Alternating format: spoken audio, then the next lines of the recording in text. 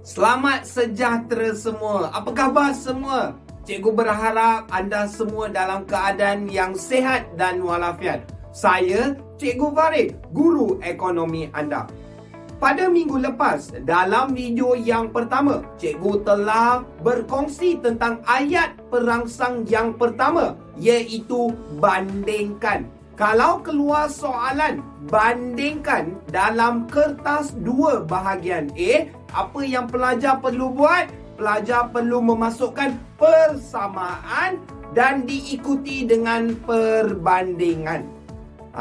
Pada video kali ini, cikgu ingin menerangkan ayat perangsang yang kedua, iaitu terangkan atau jelaskan dalam kertas peperiksaan anda semua. Kalau anda melihat terangkan atau jelaskan, apa yang pelajar perlu buat ialah pelajar perlu masukkan 2 kombinasi ayat yang penting. 2 kombinasi perkara yang penting pelajar perlu highlight dalam kertas jawapan anda. Perkara yang pertama adalah fakta.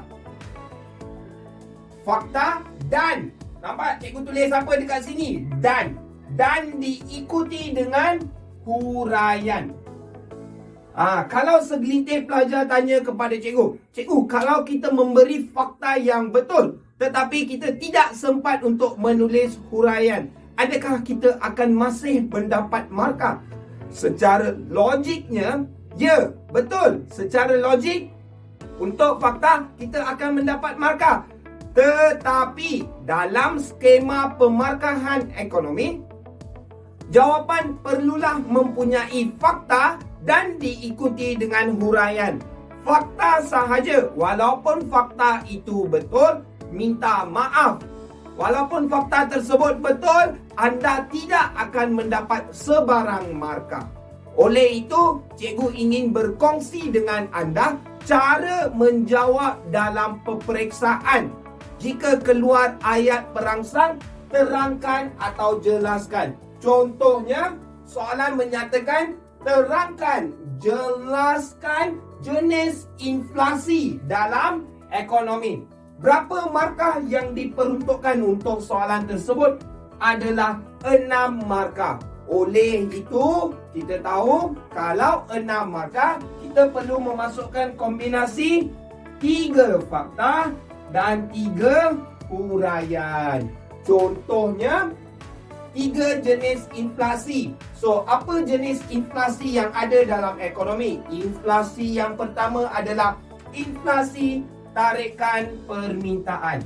Ini adalah fakta. Fakta, kita dah dapat 1 markah. Seterusnya, perlu diikuti dengan huraian, iaitu harga barang atau perkhidmatan meningkat apabila permintaan untuk sesuatu barang meningkat.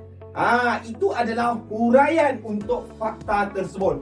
Maka pelajar akan mendapat 1 markah di sana. Yang kedua, inflasi tolakan kos, iaitu fakta yang kedua. Inflasi tolakan kos, apa huraian? Harga barang atau perkhidmatan meningkat apabila kos pengeluaran meningkat. Kos pengeluaran seperti apa? Kos pengeluaran seperti bahan mentah, kenaikan gaji pekerja dan sebagainya. Yang ketiga, inflasi diimport. Itu adalah fakta yang ketiga. Anda telah mendapat 1 markah di sini. Dan seterusnya, harga barang atau perkhidmatan meningkat apabila harga barang yang diimport meningkat. Itu adalah di bahagian huraian. Okey, jumlahnya berapa markah dekat sini? Jumlahnya adalah 6 markah. Oleh itu, pelajar perlu ambil tahu kalau soalan mengeluarkan tentang jelaskan atau terangkan, ingat perlu ada fakta dan diikuti dengan huraian. Itu sahaja daripada cikgu. Harap perkongsian cikgu memberi manfaat kepada anda semua. Terima kasih semua.